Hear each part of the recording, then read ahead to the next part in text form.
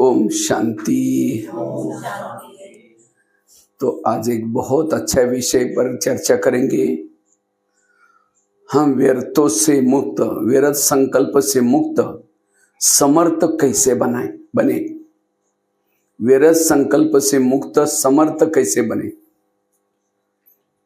मुझे लगता है माउंट आबू में जो आजकल बाबा का सीजन चल रहा है और इस सीजन के लगभग अब 1-2 टर्न बाकी है।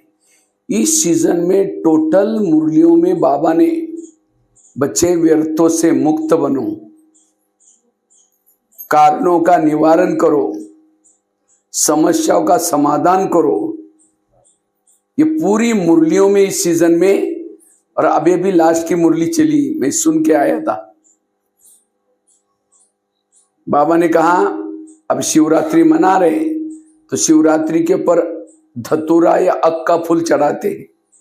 तो कौन सा धतूरा चढ़ाओ? तुम्हारे अंदर जो व्यर्थ संकल्प चलते हैं, इस व्यर्थ संकल्प के अक के फूल को चढ़ाओ। क्योंकि आज दुनिया में जो लोग दुखी है, दुनिया में जो क्राइम हो रहे हैं, इतना ही नहीं, ब्राह्मणों के जो सामने जो समस्या आ रहे हैं, उस समय समस्याओं की जड़ें मन में चलने वाले निगेटिव विचार। क्योंकि विचारों से शब्द बनते हैं, विचारों से वृत्ति बनती है, विचारों से दृष्टि बनते हैं। सारा खेल विचारों का है। अगर मैंने विचारों को ही नहीं बदला, मेरे अंदर कोई बदलाव नहीं आएगा। और हमें कोई नया पुरुषार्थ नहीं करना है। जो माउंट आबू में जो जैसे बाबा के लहर चल रहे हैं, उस प्रमाण पुरुषार्थ करना है, तब सफल बन जाते हैं। बाबा ने नए साल की मुरली चलाई थी। बाबा ने कहा इस वर्ष में एक शब्द गिफ्ट मुझे दो। कौन सा? कारण। इसके कारण हुआ, इसके कारण, ये कारण को खत्म करो। मुझे लगता है 18 जनवरी की मुरली चली, उसके अंदर भी बाबा ने समस्याओं का समाधान करो, कारणों का क्या करो? निवारण करो। फिर उसके बाद एक बीच में मुरली चली 2 महीने के लिए। बाबा ने कहा व्यर्थ संकल्प से मुक्त समर्थ बनो। इस सीजन में टोटल मुरलियों का सार व्यर्थों से मुक्त बनना। क्योंकि बाबा का मूल थीम है हमें कर्मातीत बनाना, हमें कर्मातीत बनाना, कर्म इंद्रिय जीत बनाना। बाबा का मुख्य लक्ष्य है फरिश्ता बनाना। तो फरिश्ता किसको कहेंगे? क्या हमें पंख आने वाले हैं? फरिश्ता मतलब हल्का। चाहे माउंट आबू में रहें, चाहे गृहस्थी में रहें, ड्यूटी करें, वो कार्य करते हुए भी हल्का रहना, उसको कहेंगे फरिश्ता। लेकिन भारी क्यों बनते हैं? निगेटिव से। और जब तक याद रखना फरिश्ता नहीं बनेंगे, तब तक देवता नहीं बन सकते। क्योंकि देवता ही क्या है? गृहस्थी में है, लेकिन कोई निगेटिव विचार नहीं, कोई थॉट्स नहीं। उसके पास सहन शक्ति है, सारे गुण और शक्ति है, वो देवता। इसलिए वर्तमान समय हमें व्यर्थों से मुक्त बनना है। क्योंकि क्रोध की उत्पत्ति होते हैं निगेटिव से। एक काम विकार पैदा हुआ निगेटिव से, क्रोध हुआ निगेटिव से। सारे विकारों की जड़ है निगेटिव सोच। अगर आप अपने सोच को ही बदलो, सब कुछ बदल जाएगा। आज हर एक के जीवन में समस्या है। क्या समस्या है? मुझे सहन ही नहीं होता। और क्या समस्या है? मेरा योगी नहीं लगता। और क्या समस्या है?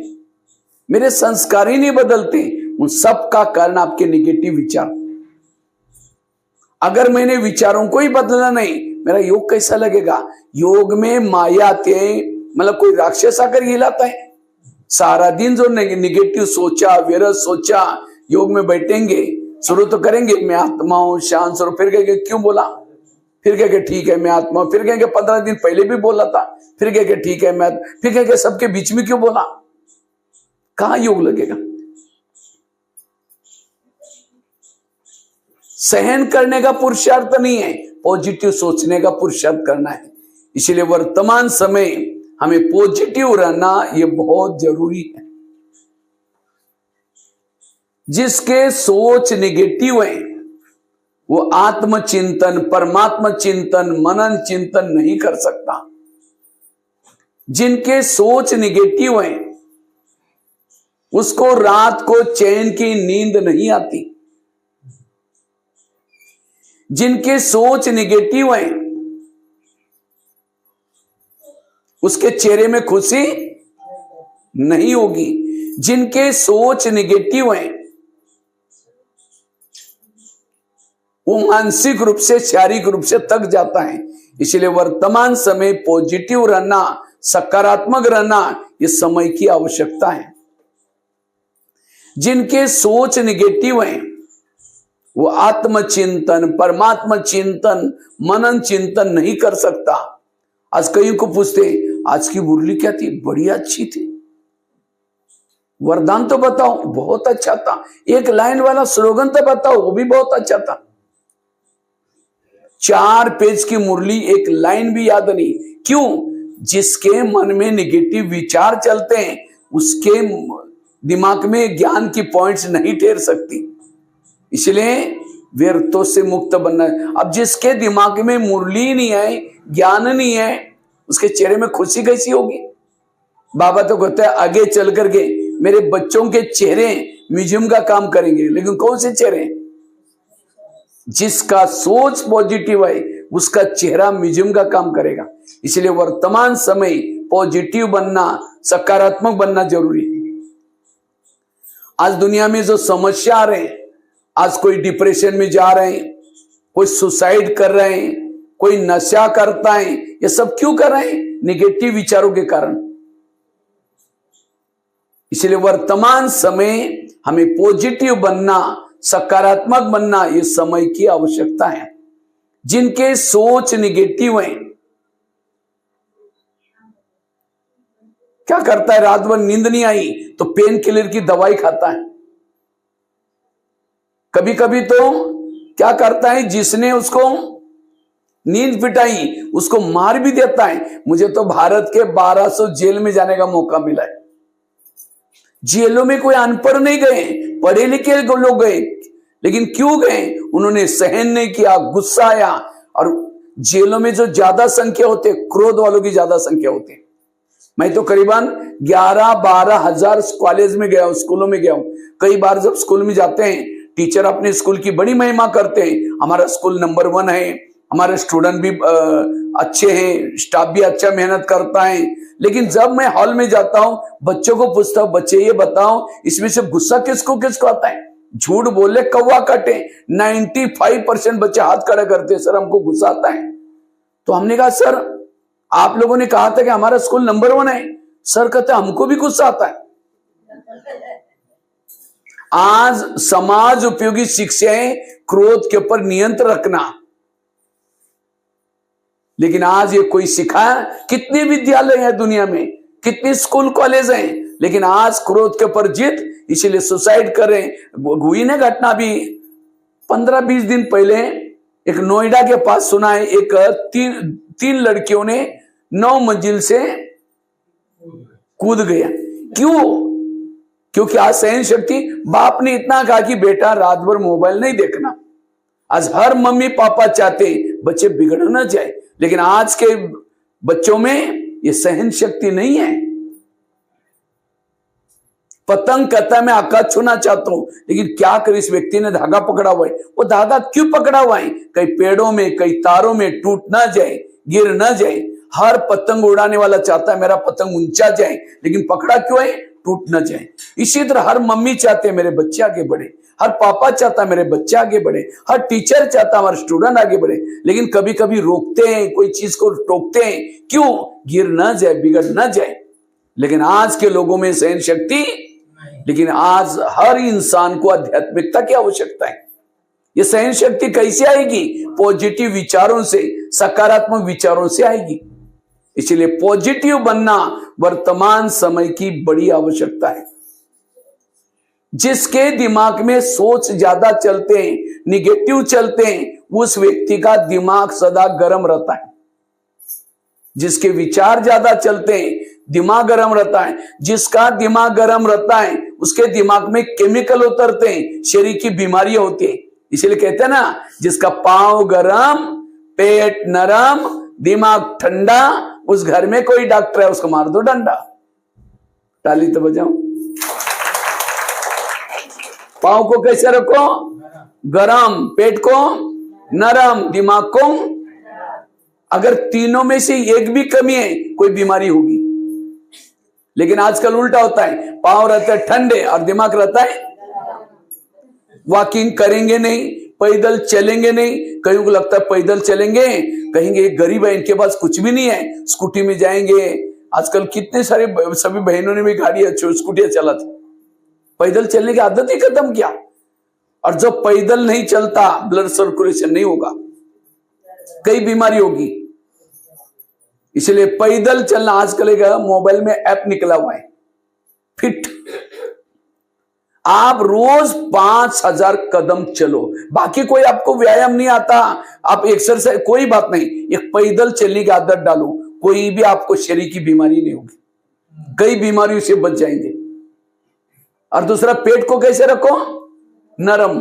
पनीर की सब्जी 4 रोटी दबा के खाएंगे, और कद्दू बनाए नाकी मोड़ेंगे।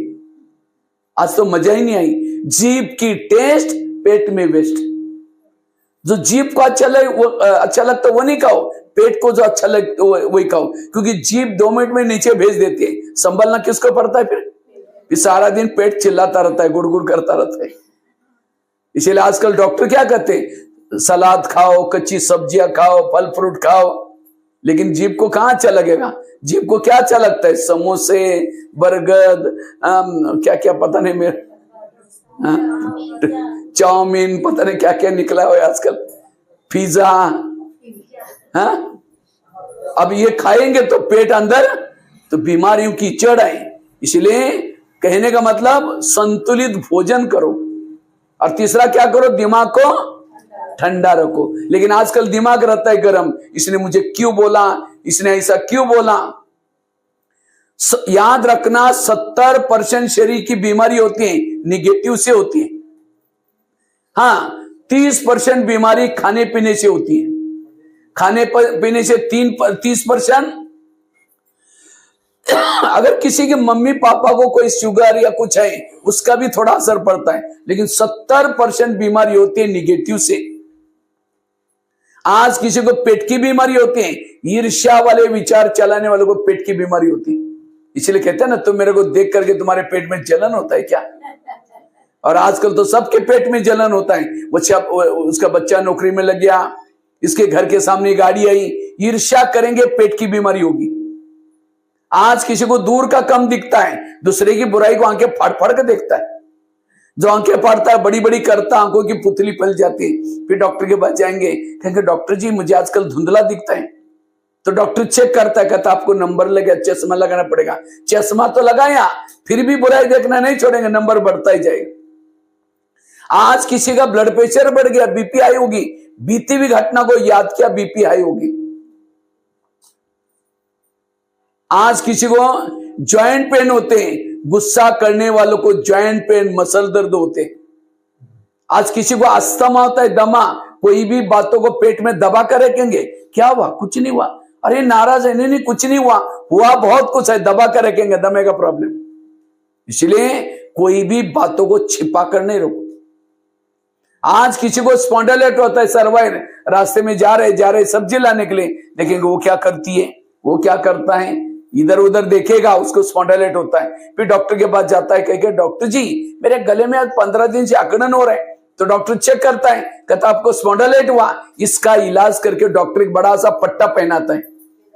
जब पट्टा पहनेगा 6 महीना ना इधर देखेगा ना इधर देखेगा, सीधा देखते चलना पड़ेगा। तो तन बीमार क्यों हुआ? जिसका मन बीमार, उसका। आज आपके बांदा में बहुत सारे हॉस्पिटल खोले, गली गली में हॉस्पिटल है, लेकिन मन को ठीक करने वाला कोई हॉस्पिटल है? क्योंकि मन बीमारी से तन बीमार हुआ। इसलिए ये ब्रह्मा कुमारी का केंद्र मन को ठीक करने वाला एक हॉस्पिटल है। ताली नहीं बजी। ये किस चीज का हॉस्पिटल है? मन को ठीक करने वाला। वो डॉक्टर दवाई दे रहे हैं, वहां से दब जाते हैं, कहीं और से निकलते हैं, वहां से दबलते हैं, कहीं और से निकलते हैं। इसलिए मन को ठीक करो। आज हर एक के मन को बीमारी लगी। कौन सी? काम की, क्रोध की, निगेटिव की, व्यर्थों से, लोभ की, लालच की। तो शरीर कैसा ठीक होगा? इसलिए मन को स्वस्थ रखो। जिसका मन स्वस्थ उसका तन स्वस्थ। इसलिए पॉजिटिव बनो। पॉजिटिव वाला देवता बनता है, निगेटिव वाला समझ जाओ क्या बनता है। पॉजिटिव वाला देखो, सुख और दुख की परिभाषा सिंपल। पॉजिटिव वाला सुखी है, निगेटिव वाला दुखी।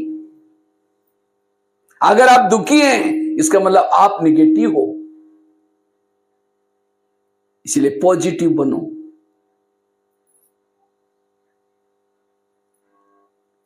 आजकल हमारी बहनें कईयों को बुलाते आश्रम में, बहन जी थोड़ा ज्ञान सुनने के लिए आओ ना। तो क्या बोलते हैं? बहन जी हमको टाइम कहाँ है? क्या बोलते हैं?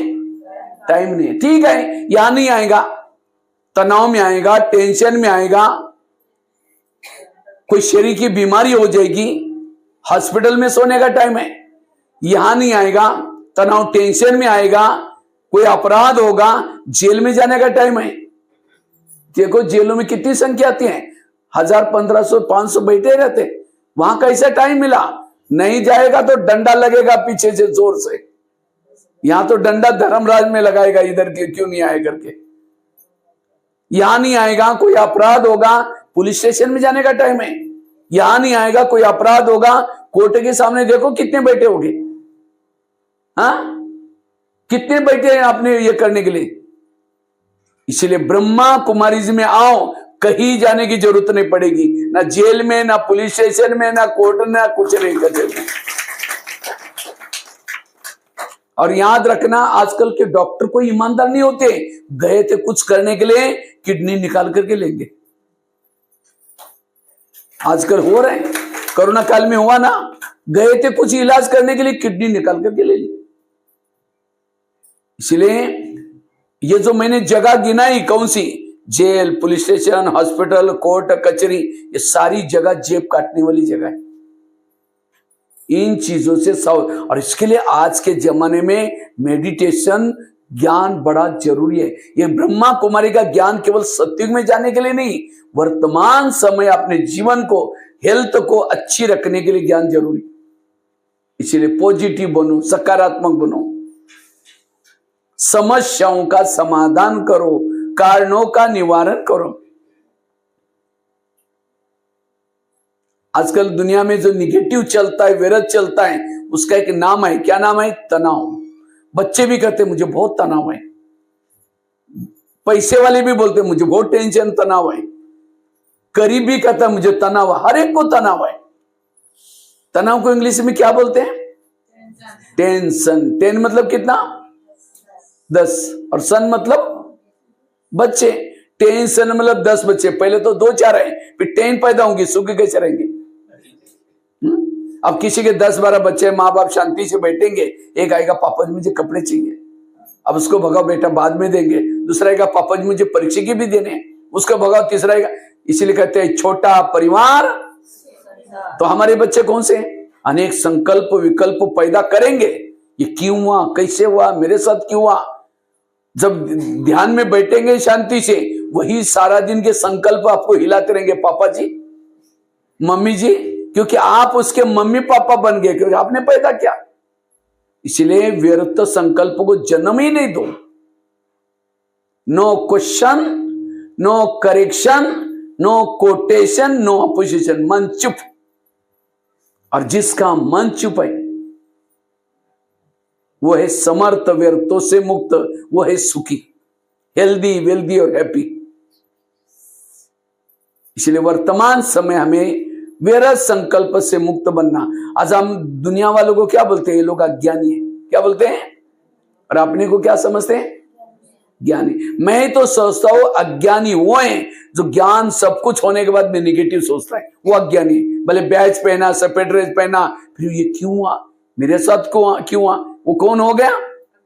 बाबा ने टोटल ब्रह्मा कुमारी का ज्ञान, ब्रह्मा कुमारी का ज्ञान तो क्या, टोटल गीता का ज्ञान, रामायण महाभारत का, टोटल सारे धर्मों के शास्त्रों का ज्ञान पॉजिटिव सोचो। जो निगेटिव है कोई धर्म का ही नहीं है, सीधी बात है। इसलिए पॉजिटिव बनना, पॉजिटिव से हमारे अंदर दैवी गुण, दैवी शक्ति आती। पॉजिटिव सोचने से हमारे पास एक शक्ति आती है, उसका नाम है सहन शक्ति। सहन शक्ति बड़ी बहन है, बाकी शक्तियां उसकी छोटी बहन है। जब बड़ी बहन आएगी तो छोटी बहनें भी आएंगे, और जिसके पास अष्ट शक्ति है उसके बाद दैवी गुण आएंगे। दैवी गुण शक्तियों के बच्चे हैं, एक एक शक्ति के 4-4 बच्चे हैं। इसलिए पॉजिटिव बनना। आज किसी को शुगर होते हैं, शुगर कोई मीठा खाने से नहीं होती। शुगर का कारण टेंशन। क्या टेंशन? मैं इसकी सास हूं, मैं इसका पति हूं, मैं इस घर का मालिक हूं, मेरा कोई नहीं सुनता। मैं इसकी मां हूं, माता क्या बोलते, मैं इसकी मां हूं, मैंने कैसे कैसे उसको पढ़ाया लिखाया, छोटे से बड़ा किया। जब इसकी शादी भी अपनी पत्नी का मानता है, मुझे नहीं पूछता। ऐसे टेंशन से ऐसे केमिकल उतरा, शुगर पैदा होगी। तो शुगर होगी तो क्या होंगे? मीठा खाना बंद करेंगे, टेंशन में आना बंद नहीं करेंगे। इसीलिए पॉजिटिव बनो।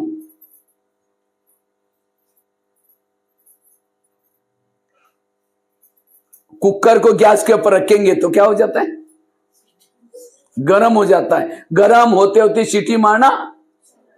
कुकर सीटी मारेगा तो सब्जी पकाएगा, लेकिन कोई मनुष्य सीटी मारेगा तो ये क्यों हुआ, मेरे साथ क्यों हुआ, ऐसे कैसे हुआ, क्यों क्यों क्यों करके एक दिन कहेगा तुम्हारा 3 साल से देख लिया, आज मुझे सहन नहीं हुआ, सीटी मार दी। गुस्सा है सीटी। और 1 सेकंड के गुस्से में व्यक्ति क्या करेगा, कोई भरोसा नहीं। मैं तो करीबन काफी सारे जेलों में गया। अब एक दिन मैं गया था महिलाओं की जेल में, जहां 500 महिलाएं थी। तो एक महिला को मैंने ऐसे उठा करके पूछा, आप जेल में क्यों आई? कल कहते मैं कॉलेज की प्रिंसिपल।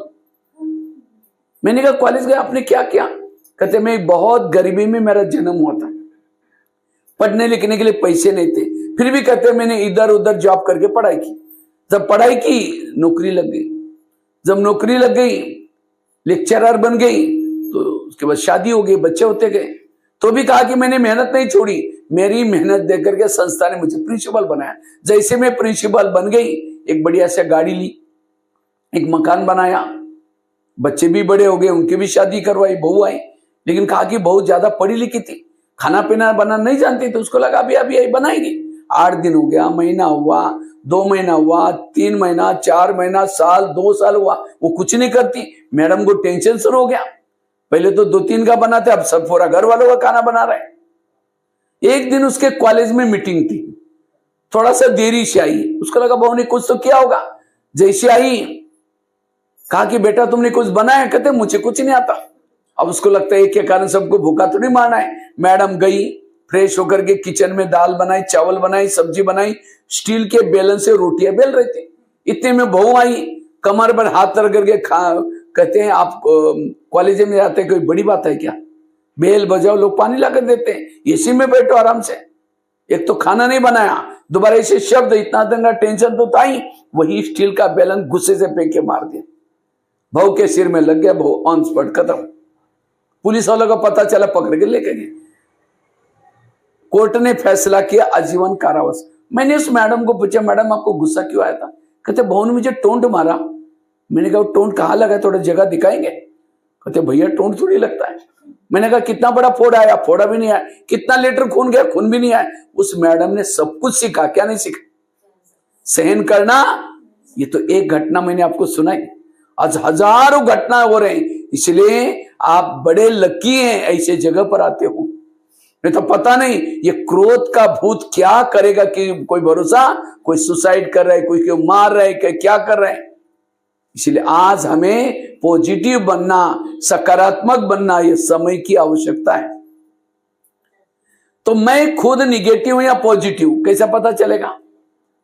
मैं निगेटिव हूं या पॉजिटिव? सामने से कोई व्यक्ति आ रहे हैं, उसको देखते रास्ता काट रहे हैं, उसको चेहरा देखना पसंद नहीं करते, निगेटिव है।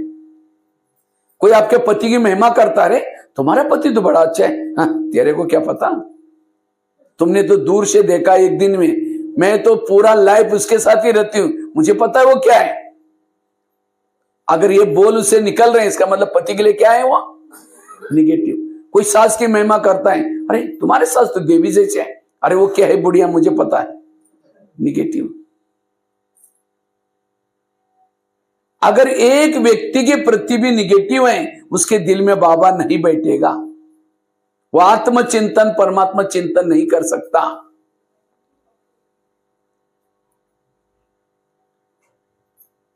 आजकल डॉक्टर के पास कोई भी पेशेंट जाता है, डॉक्टर क्या कहता है, खुश रहो, क्या बोलता है, लेकिन उसके लिए कोई टैबलेट देता है। लोग खुश होने के लिए क्या करते हैं, लाफिंग क्लब में जाते हैं। आजकल हर शहरों में लाफिंग क्लब चालू किए हैं।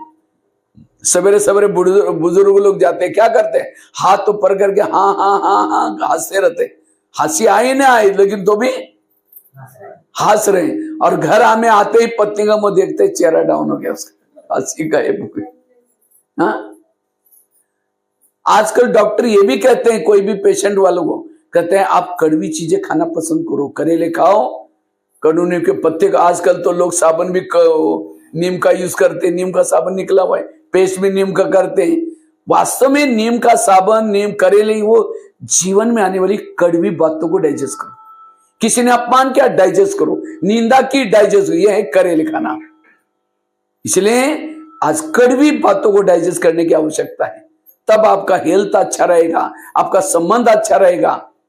जिसके सोच निगेटिव है वह लक्ष्मी वास नहीं कर सकती, बरकत नहीं आ सकती, पानी के मटके भी सूख जाते हैं, आपस में संबंधों में कड़वाहट होती है। इसलिए पॉजिटिव बनो।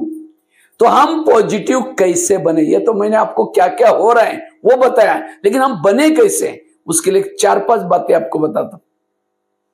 अगर मुझे व्यर्थों से बचना है, पॉजिटिव बनना है, इसके लिए 5 बातें आज यहां से सीख के जाना। सबसे पहली बात है, अगर पॉजिटिव बनना है, कर्म गति को समझना। कभी कभी हमारे मन में निगेटिव विचार क्यों चलते हैं? कई कहते हैं, मैं इसके रास्ते में कभी जाती नहीं, मैंने इसका बुरा कुछ किया नहीं, फिर भी ये मेरे साथ ऐसी क्यों करती है। टाली कभी एक हाथ से, टाली के लिए कितना चाहिए। अगर कोई व्यक्ति मेरे साथ उल्टा सुल्टा व्यवहार कर रहे हैं, इसका मतलब मैंने भी कभी इनके साथ किया था। इसलिए याद रखना, एक संसार की बहुत बड़ी सीक्रेट बात आपको सुनाता हूं। आपके घर के जितने भी लोग हैं, कोई आपको देने के लिए, कोई आपसे, और जिन्होंने इस लेने देने के बात को समझ लिया, उसको कभी भी तनाव, टेंशन, आपको जो पति मिला है, ये फैमिली किस आधार से बनती है, वही पति क्यों मिला, वही सास क्यों मिली, वही बच्चा क्यों मिला, ये पिछले जन्मों के हिसाब ले देने वाले लोग। कोई देने के लिए, कोई आपसे, समझे कोई बहू है, सास उसको तंग करे, बहू को तनाव, टेंशन आ रहे हैं, उसको लगता है मैं रात दिन मरती रहती हूं तो भी बोलती रहती है। ऊपर कहते हैं, भगवान कब तक मुझे सहन करना है, तुमने भी आंखें बंद किया क्या। अगर भगवान उन दोनों का पिछला जन्म दिखाया जाए तो, आज जो बहू है पिछले जन्म इसकी सास थी, उसने भी उसको जीना आराम किया था, और आप थोड़ी बोलती है तो। इसलिए आज बिना कारण इस दुनिया में कुछ भी नहीं हो रहा है। इसलिए कर्म गति को समझो। कर्मों से शरीर बनता है, कर्मों से संबंधी मिलते हैं, सब कुछ। इसलिए भजन है ना, किसके झोले में कांटे हैं तो किसके झोले में फूल। कोई कारण होगा रे, कोई कारण होगा, बांटने वाला एक है, कोई लूला, कोई लंगड़ा, कोई अंधा। लोगों से नहीं डरो, भगवान से कभी ना डरो। किसे डरो? अपने गलत कर्मों से जरूर डरो। आज हमें यहां क्यों आना है? हमें यहां बीज मिलते, कौन से? श्रेष्ठ कर्मों के बीज मिलते हैं। बाबा कहता है, बच्चे तुमने इतना दिन कांटे बो करके देख लिया, उसका परिणाम क्या निकला। अब कांटे नहीं बोना, ये जो श्रीमत मिलता है ज्ञान की, उस प्रमाण चलो, वही देखो, वही सुनो, वही करो। तुम्हारे जीवन में कभी, याद रखना, वर्तमान के प्रॉब्लम मेरे ही कोई अतीत बोए हुए कर्मों के फल है। बोते समय तो अच्छा लगा, और अब बोए हैं बबुल के बीज। कहते इसको आम कब लगेंगे? बबुल को आम नहीं लगता। इसलिए कर्म गति को समझना। आजकल ऐसी ऐसी मशीन से निकली है, गर्भ में बच्चे है, बच्चे चेक करते। वैसे तो कानूनी अपराध है, लेकिन तो भी कई डॉक्टर तो कानून को भी दबा करके क्या करता है, चेक कर लेता है। और उसके लिए मम्मी भी मिली है। अगर मम्मी पुलिस वालों को बोलती है देखो मेरे को पति लेके जा रहा है, पुलिस वाला उसको पति को पकड़ कर जेल में डाल सकता है, लेकिन मम्मी को भी नहीं बच्ची चाहिए, पापा जी भी मिला है।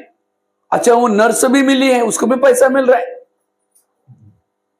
वो बच्ची किस भावना से जन्म लेने वाली थी, मैं पढ़ाई पढ़ूंगी, मैं ये करूंगी, मैं ये करूंगी।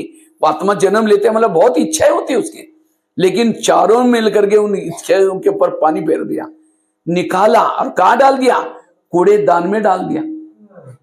आत्मा तो मरी नहीं। आत्मा देखते हैं इन लोगों ने चार, और कुत्ते ने खींच खींच कर 4 कुत्ते उसके पिंड को खा रहे।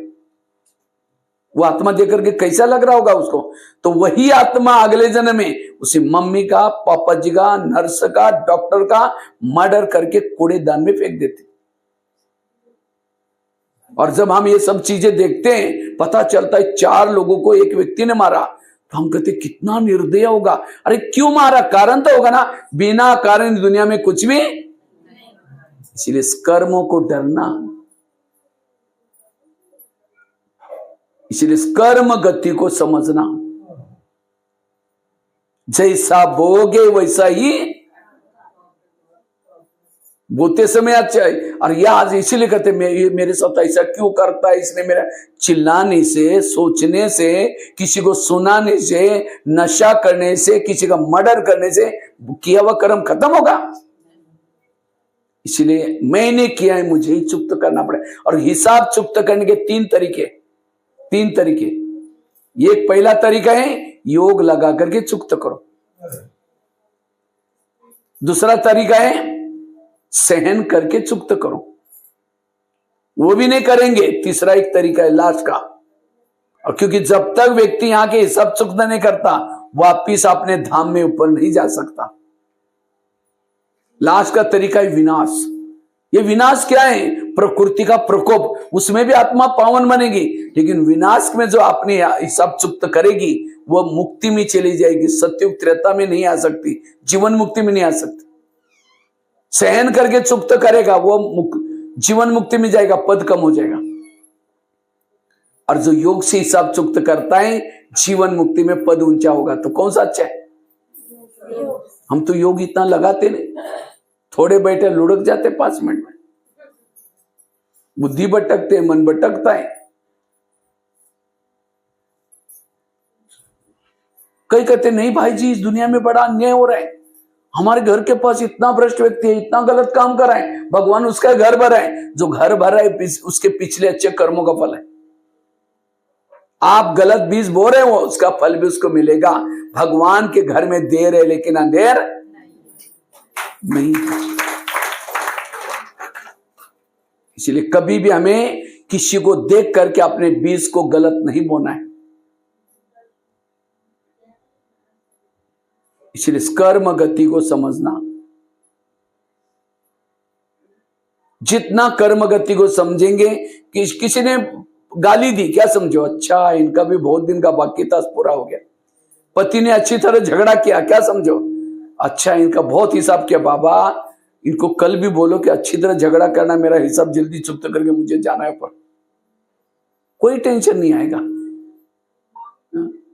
इसीलिए कर्म गति को समझना है। आकाश में थूकेंगे, थूका कहां आएगा, अपने सिर पर आएगा। ऐसी बातों से खुद का ही घाटा है। इसलिए कर्म गति को समझना। एक बहुत सुंदर घटना मैं आपको सुना रहा हूं, कुछ घटनाएं। धृतराष्ट्र अंधा था, कृष्ण को कहता है भगवान मुझे सजा क्यों? तो कृष्ण कहता है आपने कोई गलत काम किया होगा। कहता नहीं, कई जन्म पीछे गया, एक जन्म में धृतराष्ट्र छोटा बालक था, एक पंछी को पकड़ा, एक सुई ली, उसकी आंखें तोड़ दी। और कृष्ण ने कहा इसी कर्मों का फल तुम्हारे आंखें आंधी है।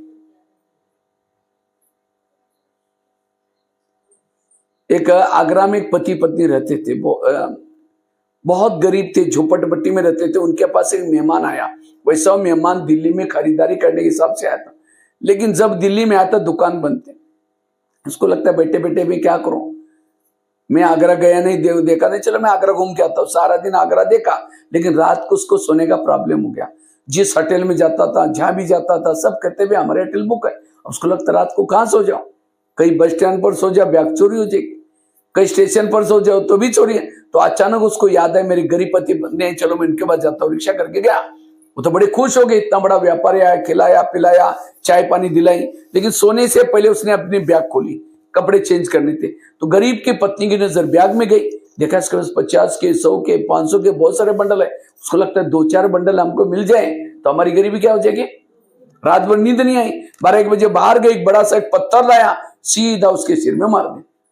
उसका तो मर्डर हो गया। पति की नींद खुली, पति कहता ये क्या हो गया, कहता अब हमारी गरीबी दूर हो गई। कहा ये बात किसी पुलिस वालों को पता चलेगा, लोगों को पता चलेगा, मैं जेल की सजा होगी। कहा कि किसी को पता ही नहीं चलने देंगे। इस व्यापारी को जमुना नदी में डाल देते। रात को 2 बजे उस मुर्दे को बोरी में डाला, पीछे जमुना नदी में फेंके, वापिस आए, किसी ने नहीं देखा। जैसे घर में आए देखा खून ही खून लगा था। उनको लगा किसी को पता न चले, रातों रात खून के दाग भी मिटाए। उन्होंने खून के दाग तो मिटाए, लेकिन कर्मों के दाग को कोई मिटा।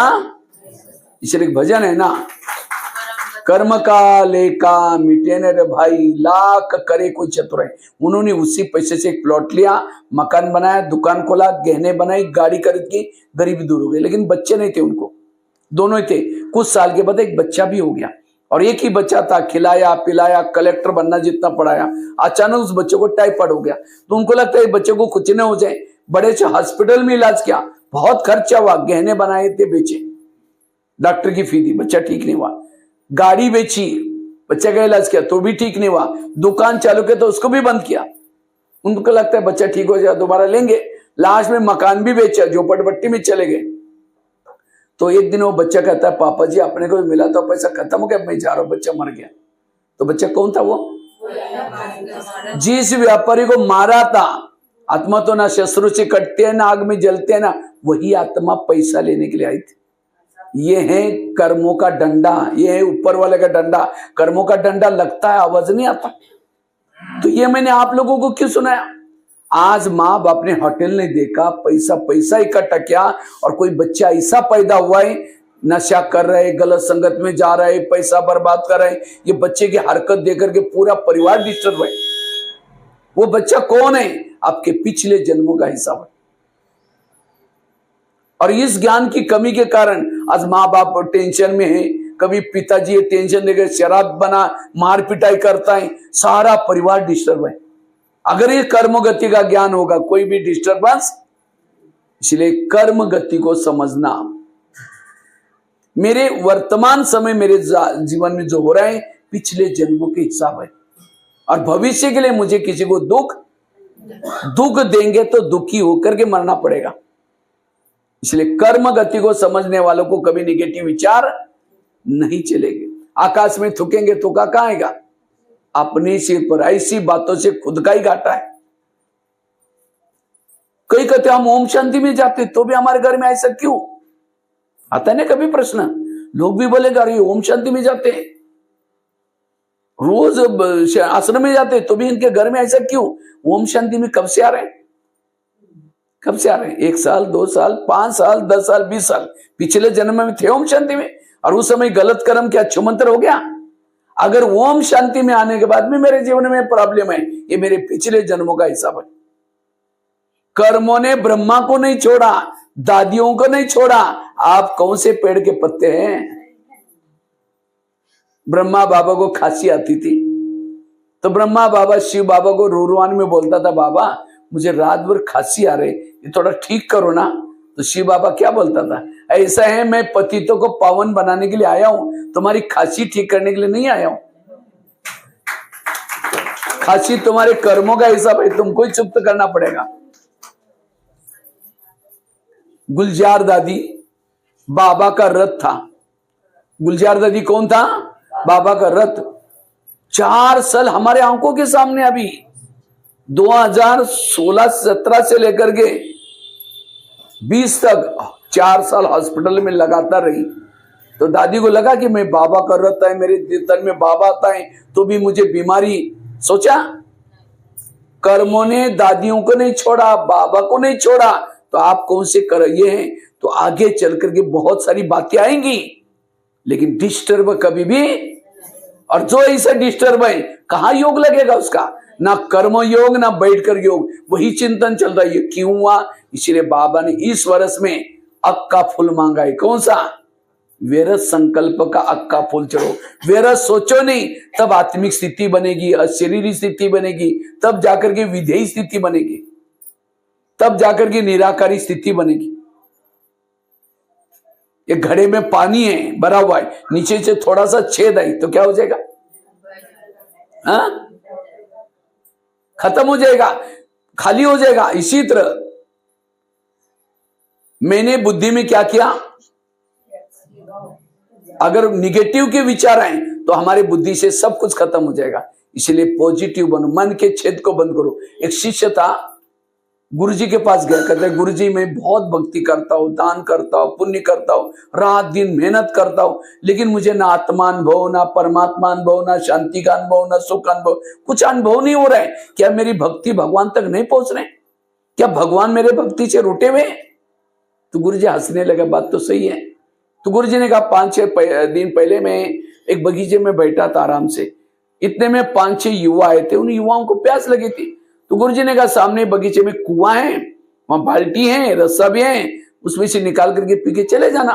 तो 5-6 युवा वहां चले गए, उन्होंने बाल्टी को रस्से से बांधा, कुएं में छोड़ा, पानी खींचा, पानी नहीं मिला, दोबारा बाल्टी डाली, फिर खींचा, नहीं मिला, 10 बार उन्होंने बाल्टी डाली, पानी नहीं मिला, छोड़ के चले गए। कुआं था, बाल्टी थी, रस्सा था, तो भी प्यासे गए। क्यों? बाल्टी को छेद थे। वो बाल्टी कैसी थी? वो तो कुएं के पास गए थे। आप कहां आए हो? सागर के पास। आपके पास बाल्टी भी है, मन बुद्धि रूपी रसा भी है, मेहनत भी करते हो, अमृत वाले उठते हो, क्लास में आते हो, माउंट आबू कभी कभी जाते हो, लेकिन अगर आपके मन को छेद है, ना आत्मा अनुभव ना परमात्मा अनुभव, चाहे 20 साल 40 साल कितना साल भी चलो, अपने मन के छेद को बंद करो।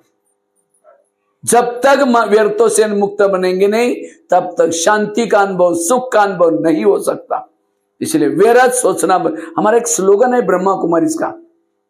क्या स्लोगन है? बच्चे चिंता मत करो, मैं बैठा हूं। क्या स्लोगन है? तो भी हम क्या करते? मेरे बच्चों का क्या होगा, मेरा क्या होगा? तो बाबा कहते अच्छा ये अपना ये कर रहे, मैं बीच में क्यों जाऊं भाई? मेरा काम है प्रभु का चिंतन करना, प्रभु का काम है भक्तों के जीवन की समस्या का समाधान करना। लेकिन हम क्या करते? भगवान का काम करते, चिंता करते। वो कहेगा फिर मदद कैसे करेगा? इसलिए प्रभु चिंतन करो, चिंता मत करो। एक माता जी रोड पर खड़ी थी, बुढ़िया थी, बड़ी गठड़ी खेती से निकाल करके रोड पर खड़ी थी। उसको गांव में जाना था, तो बहुत गाड़ियां जा रही थी, कोई रुकता ही नहीं। तो आखिर एक खाली गाड़ी जा रही थी, उसने हाथ कर दिया तो रुक गया। जैसा रुक गया, उसने क्या किया? बैठ गई। जैसे बैठ गई, आगे चली कुछ समय तक, तो अचानक उसको याद आ रहे, वो ड्राइवर को याद आया कि मैंने पूछा ही नहीं कि कहां उतरना है इसको गांव में। तो पीछे मुड़कर देखा, माता जी आपको कहां उतरना है? जैसे पीछे मुड़कर देखा, उसकी गठड़ी सिर पर बैठी, कहां? कार में, और गठड़ी। कहा कि माता जी ये सीट खाली है, तुम अकेली हो, वो गठड़ी रखो। कहते नहीं बेटा, तुमने बड़ी मेहरबानी की, मैं 2 घंटे से खड़ी थी, किसी ने नहीं, तो मैंने सोचा तुम्हारी गाड़ी को बोझ क्यों, इसलिए मैंने अपनी गठड़ी अपने सिर पर रखी। अब सीट पर रखे, सिर पर रखे, बोझ किसको है? सारे दुनिया के बोझ उठाने वाला। फिर भी अगर आप सिर पर बोझ बच्चों के, ये समझदार कहेंगे, इसलिए सारे बोझ प्रभु के हवाले कर दो, बेफिक्र बादशाह बनो। इसलिए पॉजिटिव रहो, कोई चिंता नहीं करो, समर्थ बनो। दूसरी बात है, अगर पॉजिटिव बनना है, सभी अपने मोबाइल को थोड़ा सा साइलेंस में रखने की कृपा करो। कभी भी इस ऐसे जगह पर आते हैं, हमेशा मोबाइल को, मेरा तो कभी जिंदगी में कभी बचता ही नहीं होगा। कभी हम लोग क्लास, जिस दिन मैं यूपी में प्रवेश किया, ट्रेन से उतरा, उसी दिन की साइलेंस, क्योंकि ये भी एक प्रकार का हमारा विकर्म बन जाता है किसी की बुद्धि को डाइवर्स करना, देखो इसका बज रहा है, इसका बज रहा है, उसका बज रहा है, सारी की बुद्धि डिस्टर्ब हो जाते हैं ना। एक मैनर्स होता है। साइलेंस में रखो, आपको बंद कर, और आवाज तो आता है, अगर इतना ज्यादा है देख करके बाहर जाकर के बात करो। हमेशा जब भी क्लास में ऐसी जगह पर आते हैं मोबाइल साइलेंस। और हमारे कितने सारे दिन में 25-30 फोन आते, लेकिन मैं क्या करता हूं, लेक्चर होने के बाद मैं देखता हूं जरूरी है तो बात कर लेता हूं। ये भी किसी के विचार चलाने के, मेरे कर्म ऐसे अगर हैं, किसी के विचार मेरे कारण चलते, ये भी हमारा विकर्म में जमा होता है। किसी के थॉट्स, क्योंकि एक एक थॉट्स बड़ा महत्व का है लोगों का। मेरे कारण किसी के भी थॉट्स ना चले, इसलिए पॉजिटिव। पहली बात बताई कर्म गति को समझना। दूसरी बात है अगर व्यर्थों से बचना है, ड्रामा को पसंद करो। तो आप लोगों को अपना अपना ड्रामा पसंद आया? हाँ, जिस घर में आपको रखा है, जो आपको पति मिलाए, जो सास मिले, सब पसंद आया? या कई कहते बाबा क्या मेरा ड्रामा बनाया, पति भी ठीक नहीं, सास भी ठीक नहीं, मेरा थोड़ा ड्रामा बदल दो। हाँ? क्योंकि नहीं, भगवान तो डायरेक्टर है। अगर कोई एक्टर को पसंद नहीं है तो भी बदल सकता है, बनाए तो बाबा ने, लेकिन अगर आपको पसंद है तो बदल भी सकता है। तो अभी मैं माउंट आबू जाने वाला हूं 5 तारीख को, और 8 तारीख को तो बाबा का उत्तरायण है, होली वाला। तो मैं वहां जाने के बाद कहूं कि बांदा में गया था उत्तर प्रदेश में, क्लास करते समय कुछ माताओं ने कहा कि बाबा मेरा ड्रामा बड़ा खतरनाक है, पति ठीक नहीं, मुझे बहुत थॉट चलते, तनाव होता है, तो उनका ड्रामा थोड़ा बदल देना। तो किसको किसको बदलना है वो हाथ खड़ा करो, ऑफर है। 1 2 अच्छा 3-4 लोगों ने हाथ खड़ा किया। अच्छा जिनको पसंद है, नहीं बाबा मेरा जैसा है वैसा ठीक है, पसंद जिसको है वो हाथ खड़ा करो। मरा हुआ हाथ ऐसे पसंद होता तो दोनों भी हाथ खटके उठने चाहिए, दोनों हाथ उठने चाहिए। क्यों? अगर ड्रामा को बदल देंगे, जो ये ड्रामा बनाए, बाबा मिलाए, ज्ञान मिलाए, वो भी बदल जाएगा, वो भी बदल जाएगा। जब ज्ञान ही नहीं मिलेंगे, योग नहीं करेंगे, तो सत्य का भी बदल जाएगा, वो नहीं मिलेगा आपको। इसलिए अपने ड्रामा को पसंद कर लो, ड्रामा को क्या करो, पसंद करो। जहां भी रखा है, जैसे भी रखा है, उसको पसंद करो। समझो आपका पति तंग ना करता, परेशान ना करता। अगर आपको कोई बहने बुलाती, माता जी थोड़ा ज्ञान में आओ ना, कहेगी बहन जी हमारे घर में बड़ी शांति, नहीं चाहिए तुम्हारा ज्ञान। उस पति का धन्यवाद, तंग किया, परेशान किया, इसीलिए शांति के लिए मंदिर में गए, मंदिर में प्रदर्शन देखी, यहां है 7 दिन का कोर्स किया, ज्ञान योग किया, सतयुग में देवी देवता बने, उस पति के तंग करने के कारण।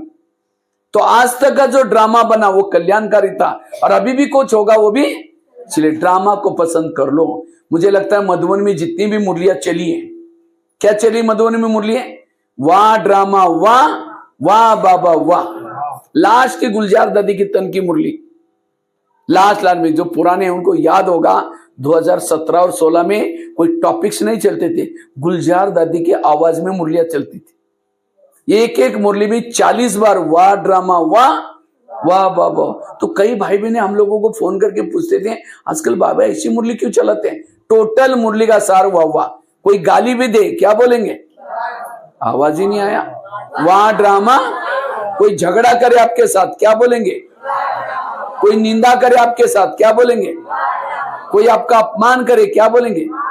कोई माताजी का पति शराब पी करके उसकी पिटाई करे, अभी तो चिप ही हो गए, अभी तो चिप हो गए, तो अभी इस माता को क्या बोलना है? वाह ड्रामा।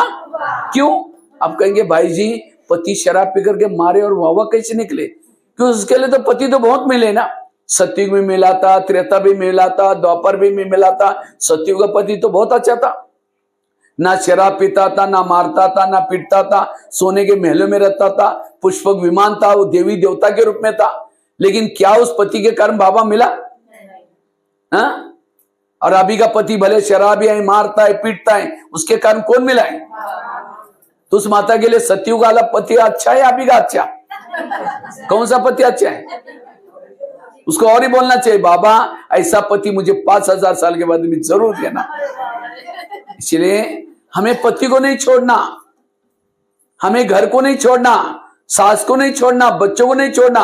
वही रहो, लेकिन अपनी सोच को बदलो। नजर बदलो तो नजारे बदल जाएंगे। इसलिए ड्रामा को पसंद कर लो। सत्यु का पति दिल्ली में रहता था, सारे देवी देवता महान राजकुमार कहां रहते थे? दिल्ली में। और संगमी का पति कहां रहता है? उत्तर प्रदेश के बांदा में। तो बांदा वाला अच्छा है, सत्यु वाला दिल्ली वाला अच्छा? हाँ, क्योंकि इस बांदा वाले पति के कारण 21 जन्मों की राजाई मिली है, 21 जन्मों की सारी प्राप्ति इस पति। अगर वो आपको मना न करता, धन का सहयोग न कर देता, आप कहां आते यहां? इसलिए इस पति के कारण मुझे क्या क्या मिला वो याद रखो। सत्युग में भी सास मिली थी, देवी थी, कभी झगड़ा नहीं करती थी। उस सास के कारण बाबा थोड़ी मिला है, और अभी की सास के कारण बाबा मिला है। सत्युग में भी बच्चे थे, राजकुमार थे, मोबाइल नहीं देखते थे, कहना मानते थे, लेकिन क्या उन बच्चों के कारण बाबा मिला? और अभी के बच्चों के कारण?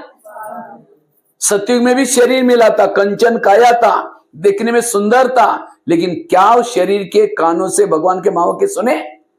क्या मुख से भगवान के महावाक्य किसी को सुनाया?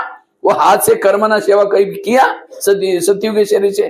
क्या वो दिल के अंदर बाबा बाबा धड़कने रहती थी? वो शरीर क्या काम का जिसने भगवान के महावाक्य न सुना हो, जिसके पर भगवान की नजरें ना पड़े हो? सत्युग संगम का शरीर कैसा भी हो, हमें तंग नहीं होना। जहां रखा है, जैसे रखा है, पॉजिटिव बनकर रहो, तब व्यर्थों से मुक्त बनेगी। इसलिए ड्रामा को पसंद कर लो।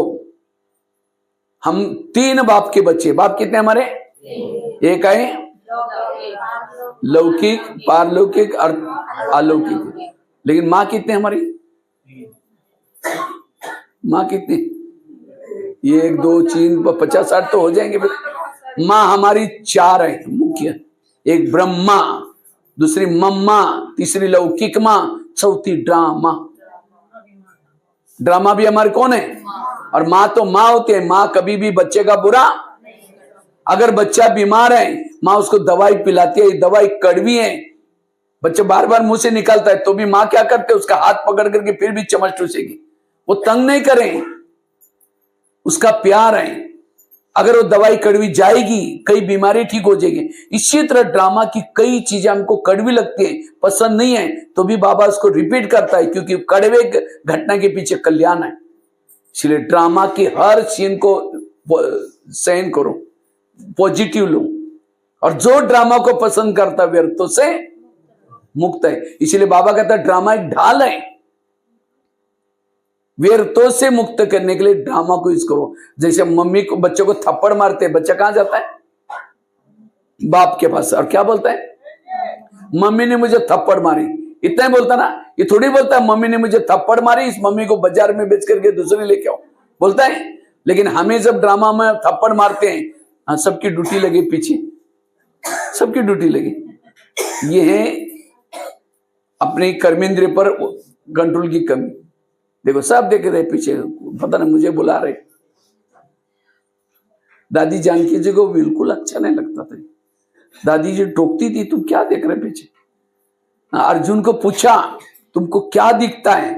मुझे वो मछली और उसका अंक। इसी तरह हम जो पढ़ाई पढ़ने के लिए उसके तरफ ध्यान, बक ध्यान काक चेष्टा अल्प आरोग्य, ये विद्यार्थी है ना, विद्यार्थी का लक्षण है। जिसको कौन आया कौन गया, तो उसकी बुद्धि इधर, वो सब बातें फिर आपको ध्यान में नहीं रहेगी। इसलिए ध्यान से सुनना, कौन क्या करता उधर नहीं, एक एक महावाक्य सुनना। तो मैं सुना रहा था ड्रामा। और एक याद रखना, संगम युग में महान भाग्यशाली कौन है? जिनके जीवन में समस्या ज्यादा, प्रॉब्लम ज्यादा, विघ्न ज्यादा, वो बहुत भाग्यशाली। कुंती के सामने कृष्ण गया, कुंती को पूछा तुमको क्या वरदान चाहिए? सोना चांदी जो भी मांगो, मैं तुम्हारे भक्ति का फल देने के लिए आया हूं। तो कुंती कहते मुझे सोना चांदी नहीं चाहिए, मुझे जीवन में समस्या चाहिए। तो कृष्ण कहते तुम क्या मांग रहे? तथास्तु, तो तुम्हारी जो भी इच्छा है पूर्ण हो जाए। फिर कहा कि तुमने समस्या क्यों मांगी? कहते समस्या होगी, आप सदा मेरे साथ में रहेंगे और आप मेरे साथ में रहेंगे, यही मेरा सौभाग्य है। तो जिसके जीवन में समस्या प्रॉब्लम है, कौन याद आएगा? और जितना बाबा याद आएगा पद भी ऊंचा है। और जिसको पति तंग नहीं करता, परेशान, इसलिए बाबा कभी कभी बांधेली माताओं को याद करता है मुरलियों में। बांधेली माताओं का पद ऊंचा है। क्यों? जब पति तंग करता है, परेशान करता है, उसको कौन याद आता है? और वो भी दिल से। और जितना बाबा याद आएगा पद ऊंचा है। और जिन माताओं को पति तंग नहीं करता, बड़ा प्यार करता है, उनका योग किसे लगाए? पति से। जिसका योग पति से, उसका पद कुछ ही नहीं होगा। तो पति तंग करने वाला चाहिए या प्यार करने वाला चाहिए? पक्का हो गया? इसलिए सोचने की आवश्यकता। जिसके जीवन में विघ्न आते हैं वो बड़े भागे चले। क्रिकेट तो जानते होंगे ना, आजकल तो महिलाएं भी क्रिकेट खेलते हैं।